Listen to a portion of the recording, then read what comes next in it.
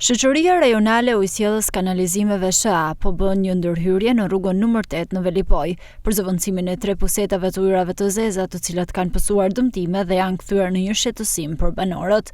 Inxhinieri i firmës që po zbaton projektin Shpëtim Saliaj thotë se riparimi i defektit po bëhet sepse pusetat ishin jashtë funksionit. Sot jemi këtu për të bërë ndërhyrjen e 3 pusetave, kanë pasur probleme, kanë çeduar dhe nuk funksionojnë në kolektorin që përcjell ujë drejt stacionit të pompave. Për shkak të problematikave që kanë sjell këto, është vendosur nga Ujësjellës Kanalizimi që të bëhet ndërhyrja dhe në prag të sezonit të jenë funksionale. Në bashkëpunim edhe me Ujësjellës Kanalizimi këtu, mendojmë se brenda një jave kjo është rehabilituar dhe është kthyer në gjendje funksionale. Kjo ndërhyrje ujësjellësit të Shkodrës për zëvendësimin e pusetave vjen në prag të nisjes së sezonit turistik në një prej rrugëve me një numër të lartë pushuesish në Velipoj. Kjo këtu shërben komunitetit rreth 30 familje dhe është një gjë e domosdoshme që mos të sjellim shqetësime këtyre banorëve. Pavarësisht se këtu janë rreth 30 familje, por gjatë sezonit veror